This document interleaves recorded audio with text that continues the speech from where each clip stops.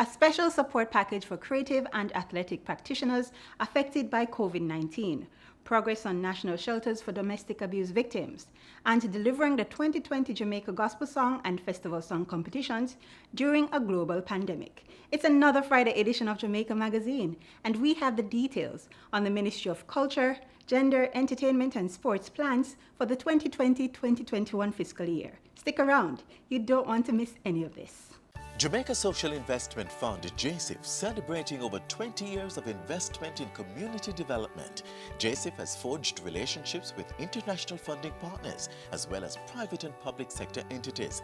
Let us continue to invest to reduce vulnerabilities. Let us build our social capital and resilient infrastructures to ensure full participation in Vision 2030. JSIF, investing for community development.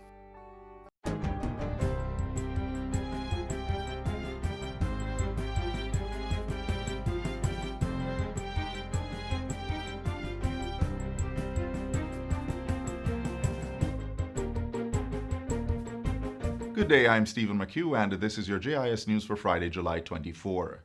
The Ministry of Education has set guidelines for the phased reopening of schools for the upcoming academic year in light of COVID-19. Portfolio Minister Carl Samuda says that as it finalizes preparations, the ministry will be adopting a blended approach, which will see students receiving instruction via face-to-face and online teaching. The world is changing rapidly, and our educational system must also evolve if we are to properly equip our students with the real-world skills they will need not only to survive, but thrive on the local and international stage. It cannot be business as usual. Minister Samuda was speaking at Jamaica House on Wednesday at a virtual ceremony to launch a 14-member high-level commission on education transformation. He has subsequently revealed that as part of the guidelines for reopening schools, September 7 to 11 is to be Simulation Week. During this time, all schools are to have a day for each year group of students to be oriented with the acceptable practices and safety guidelines that will be observed on a daily basis. From September 14 to 25, only upper school students should report to school, that is, grades 4 to 6 for primary schools and grades 9 to 11 for secondary institutions. Primary grades 1 to 3 and secondary grades 7 to 8 students will resume classes on September 28, and those in grades 12 and 13 should report for face-to-face classes on October 26. The ministry says tertiary institutions may commence their blended learning programs prior to October 26 based on their level of readiness. The House of Representatives has begun to debate a motion calling for the Independent Commission of Investigations, INDECOM, to be given strengthened investigative capabilities under the law. Justice Minister Delroy Chuck opened the debate on the motion Tuesday. He argued that even though there was tension and friction between members of the Jamaica Constabulary Force and INDECOM, no one could deny that the agency had been vigilant and thorough in its investigations of alleged police misconduct and excesses. There is no doubt, Mr. Speaker, that INDECOM has contributed positively to the reduction of extrajudicial killings by the security forces. I am confident, Mr. Speaker, that the strengthening of INDECOM's investigative powers will ensure that INDECOM will become more efficient and effective in performing its mandate. Granting INDECOM stronger investigative capabilities is among the recommendations from a joint select committee of Parliament that was established in 2015 to review the Commission's legal charter. The Justice Minister says this and other recommendations will be introduced in a bill to amend the INDECOM Act, which he hopes to be tabled in the House of Representatives during this financial year. The amendments include giving INDECOM a body corporate status and expanding its functions to facilitate the sharing of information with other relevant parties.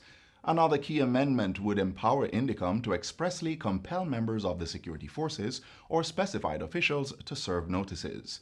But Minister Chuck says that there is no longer a need to pursue the recommendation of explicitly granting prosecutorial powers to the Commission, as staffing at the Office of the Director of Public Prosecutions has been increased to deal with INDECOM case files in a timely manner. However, in light of the Privy Council's ruling in May that INDECOM did not have the power to arrest, charge, and prosecute members of the security forces, the minister says a bill will be brought to Parliament shortly to validate and indemnify the actions taken by INDECOM prior to that ruling. In making the announcement, Minister Chuck says this was because Indicom had been acting in good faith when it took those actions. Recently appointed Labour and Social Security Minister Mike Henry has given instructions for the Work Permit Committee to be strengthened. He says the committee, which reviews work permits, must now include a representative from the Heart Trust NTA to verify the availability of skill sets in the Jamaican labour market before any more permits are granted. This was announced as part of a statement addressing questions about the recent arrival to Jamaica of 34 persons with renewed work permits. Mr. Henry says approval of the 34 renewals was granted between March and July of this year, but his ministry has no record of a work permit application for another related individual who came with them on a July 21 flight. All 35 persons are employed to Clima Insula Caribe Limited, which is contracted by Rio Hotel to carry out refurbishing and expansion works. The Labour Ministry says the renewal application shows that their skill sets indicate a range of specialists such as air conditioning, underwater welding, resort circuit, thermoflax, and resort air duct. The company to which they are employed had indicated that these persons previously completed projects of a similar nature in Jamaica, and their expertise was needed to interpret and execute the design needs of the hotel. The new Rio Hotel refurbishing project in Montego Bay is expected to provide employment for approximately 400 Jamaicans. And finally, the National Solid Waste Management Authority, NSWMA, has received 20 new trucks to improve garbage collection across the island. Prime Minister Andrew Holness officially handed over the trucks in a ceremony at Jamaica House on Thursday. He said it was the latest example of government's commitment to undertaking the capital investments that will improve the NSWMA's service delivery. This government is 100% focused on what matters for transformation. Minister of Local Government and Community Development Desmond McKenzie says St. James, Clarendon, the corporate area, and the municipality of Portmore will receive 2 trucks each, while the other parishes are to get 1 unit each. The remaining trucks will be used for commercial collection. And we know that maintenance is critical. The company that has provided these trucks have been offering training to the drivers over the last couple of days. We are equipping the drivers to ensure that they handle this investment in the best way possible. And that's it for JIS News Today. I'm Stephen McHugh. Thanks for watching.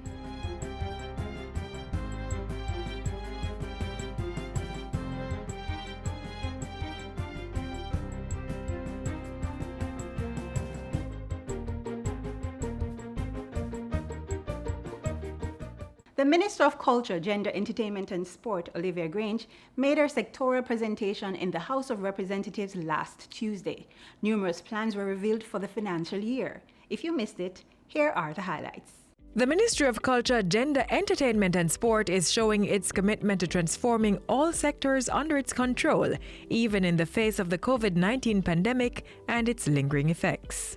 Mr. Speaker, the challenges of COVID have engendered within the ministry and its agencies a determination to work with our stakeholders to regroup and re-engineer for a dynamic reopening.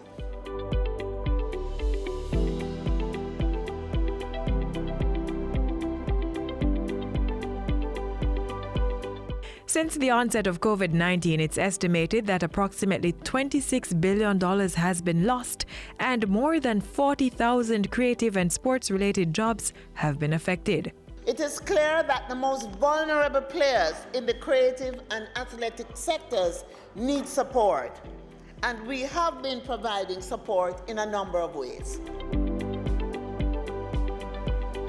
$40 million was approved by the Ministry of Finance and the Public Service for a special support package to creative and athletic practitioners who have been adversely affected by the pandemic. $40 million is in addition to the amounts that will be paid to creative practitioners under the CARE program directly from the Ministry of Finance. Additionally, the Culture and Entertainment Ministry is taking steps to establish a registry to give support to athletes as they emerge from the pandemic's restrictions. The Athletes Management System and Registry will assist in the development of policy and programs and will help to calculate the contribution of sport to national development. I appeal to athletes, coaches, and other stakeholders in the sports sector to sign up to the registry. We have already received names and TRN of all the players in the Premier League clubs, thanks to the president of the Premier League Association. He has ensured that that information has been sent to the ministry. The ministry is also in discussion with the relevant stakeholders for a phased reopening of more entertainment and athletic activities. Despite the cancellation of numerous tours and entertainment events, several creatives were able to successfully utilize online platforms as their new stages. Our artists rose to the challenge and joined with my ministry, with the Ministry of Foreign Affairs and Foreign Trade, as well as the Global Jamaica Diaspora Council, in staging a remarkably successful telethon Jamaica titled Together We Stand, that raised approximately $60 million to bolster the country's response to COVID. The money that was pledged during the online and live broadcasts have been forwarded to the account of the National Health Fund and is being used to procure PPE for frontline workers. I thank the many who contributed to this most worthy cause. I also express appreciation to the Jamaican and international artists and personalities who participated in the telethon. In the same way that the ministry was successful in hosting Telethon Jamaica virtually, plans are afoot to revitalize the Jamaica Festival competitions this year.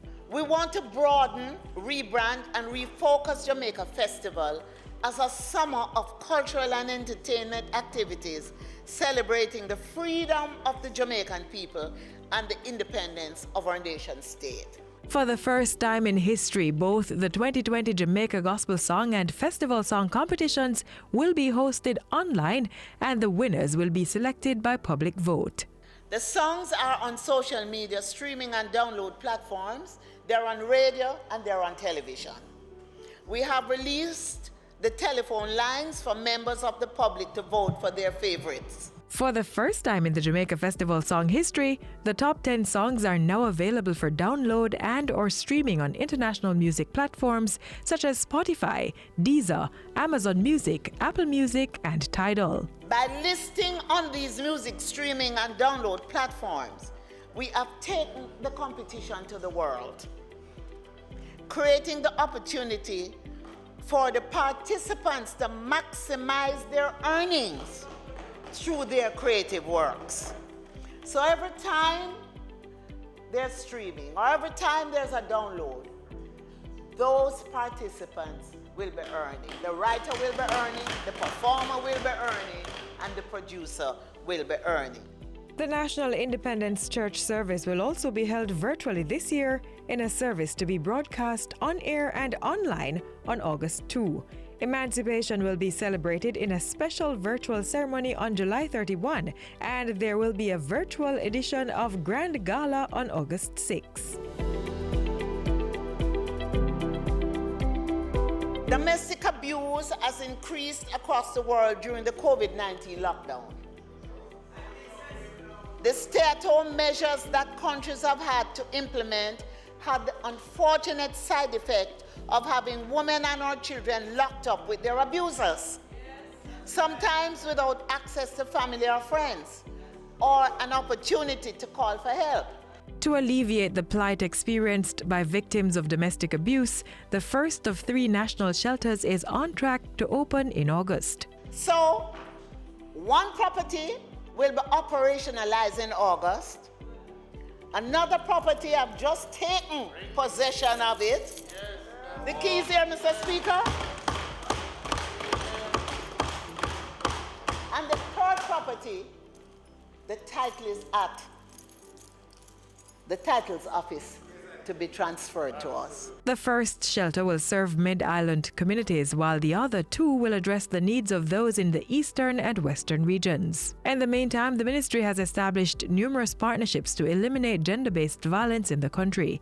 These include the Spotlight Initiative Jamaica program, which was launched in March. As it relates to sexual harassment, a memorandum of understanding has been signed with the University of the West Indies Open Campus to conduct anti-sexual harassment training of managers and workers in the public and private sectors. Sexual harassment is a very serious matter, which militates against the desired level of peace, harmony, and happiness in our country. I chair the Joint Select Committee of Parliament that is examining the bill entitled An Act to Make Provision for the Prevention of Sexual Harassment and for Connected Matters. We have been receiving submissions from members of the public, and we will take each comment, critique, and suggestion into consideration when compiling the final report by the end of the year. Through it all, it's evident that the Ministry of Culture, Gender, Entertainment and Sport remains steadfast in creating pathways for growth and prosperity for all.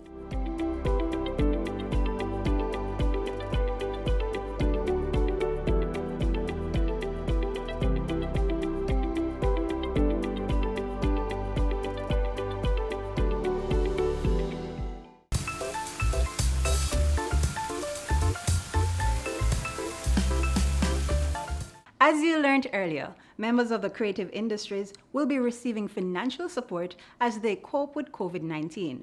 Among those to benefit are fashion designers and jewelry makers. In our next two features, we zone in on some of the most talented and promising of these. Droplets of beads, creatively designed metals, painted wood, all handcrafted to adorn the neck, face, or limbs. Made from natural resources found on the island, local costume jewelers are designing a niche for economic empowerment. Natural handbands. These are like from lucky seeds and oversight, and these bracelet is from copper with seed mixed in. And we have bamboo handband. We have leather handband over here, and we have wallets, sandals, and pipes and chalices. Natural, all handmade right here in Jamaica.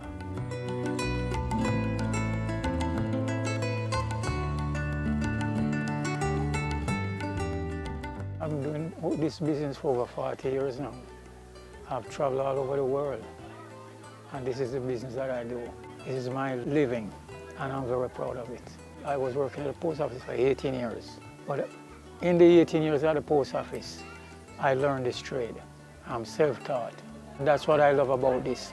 I think about a creative piece and I manifest it with my hands. And that's what I love about it. Manifesting what I think.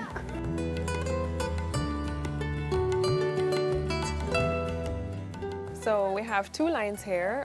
We have one called the Heavenlies, and then we also have another line that's completely made out of paper, crafted from scratch, hand-painted by a fine artist and varnished. And that one is called Inspired by Nature. And if you look at it, you'll see things that remind you of sunsets or hillsides and mountainous reliefs and fruits and flowers. We have some freshwater pearls, we have shells, we have upcycled, I would say, materials that we used to make the earrings, so paper. So, and we do a lot of seeds and shells. I work a lot with shells.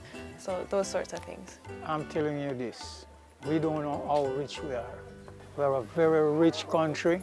I'd love if we could concentrate on developing our skills and using our local product and advance.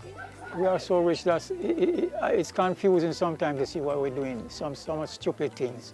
Killing each other, robbing each other. We don't have to do that. We have everything here.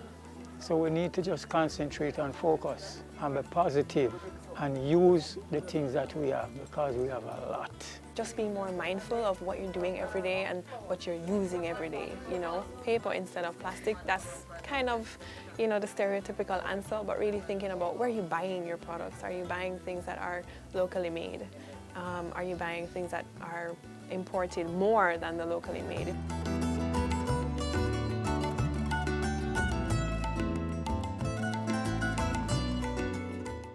I was yearning for success so much that it brought me to the wrong route. I was actually incarcerated because of my actions. And that is where I got into sewing, because I had to do something to make up for the time and to keep myself active. So this program, I heard about it as soon as I was released in May 13th. So it was my ray of hope. This is my change. This is my way forward. So I come with all zeal and tenacity to go forward. Cressy Ray is just one of the thousands of Jamaican young people whose lives are being transformed because of their engagement in the Prime Minister's Housing Opportunity, Production and Employment Hope Program.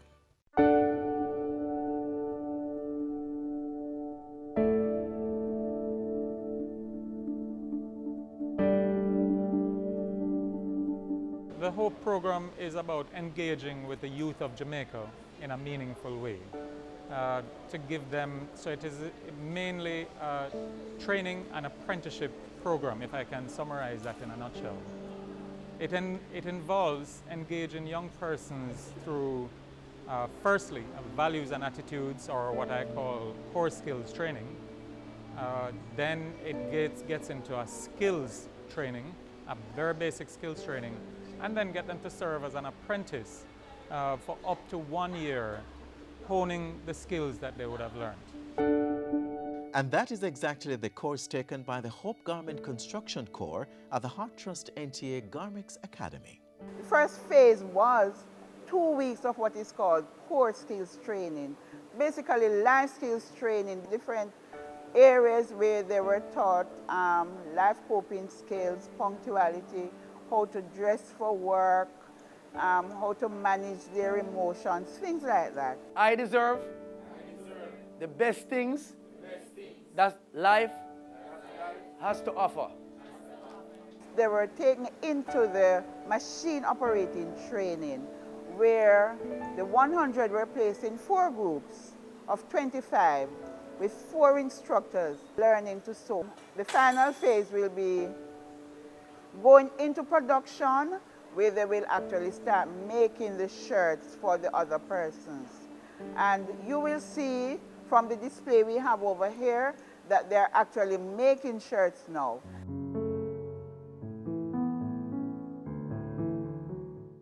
Yes, you heard right. These students are actually making shirts for the over 15,000 participants of the HOPE program. When we started the program, the intent was to have everybody be in receipt of a shirt, Oxford type shirt, that would be to help to promote the good working ethics, including their own dress and deportment.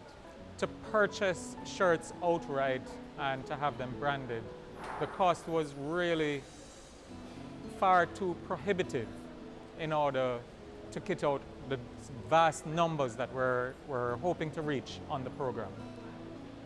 Then there was a suggestion to speak to Heart Garmix Academy, and I found out that they had this massive facility with over 100 machines, which were generally being underutilized at the time. Now these young garment makers are learning much more than stitching shirts for fellow HOPE participants. I'm enjoying it right now because I can make my own shirt, skirt, and now I'm dropping to make my own dress. It is very enlightening, astounding. I didn't know it was so meticulous to make even a simple dress. You know, we look at it as just 2 pieces of fabric, but when you get down to the nitty and gritty, it has so many different calculations, but it's something I love. Because the clothes wasn't working out for me, I tried to do jewelry making. It's going great so far because I can make my own jewelry, I can produce it, I can have my own store and selling them. The length is from the waist to the ground. And none of this would be possible without the team of hard-working instructors on hand. At first, I didn't know anything about sewing. Then, basically, getting the steps from our instructors, and they're teaching us step by step, so you get everything and understand. And at this stage where I'm at, I'm proud of myself, because if I didn't came here, I wouldn't know to do nothing at all. The teachers, trust me, they work hard. It's not easy dealing with us as young adults, so they work hard. And what I love about them, it's not just about passing for them. It is about sitting down with the person, making sure they understand. So I give the teachers 2 thumbs up. They help me a lot because I give them most of them problem. And there is not an instructor here who don't know me. Because I walk around and I ask questions, how to do my shirt, and they all helped me. It don't make no sense to stay home and sit down and I look for somebody to give something when you can come out, learn a skill, and can do something for yourself. It doesn't matter what background you're from or where you're from. Just come with an open mind and willing to learn. And once you're willing, you'll go a long way because there's hope for you. For more information on the Garment Construction Corps or the HOPE program, call or visit a National Youth Service or Heart Trust NTA office. Toll free 1-888-432-7868 or email info@heart-nta.org.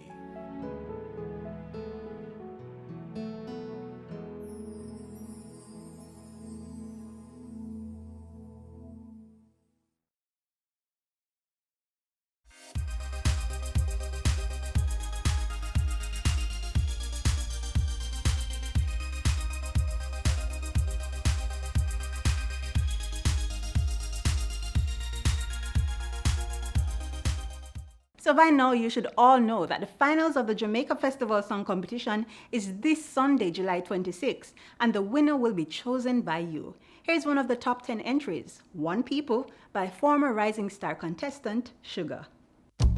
No matter where we go in this world, once we identify ourselves as Jamaicans, everybody get crazy.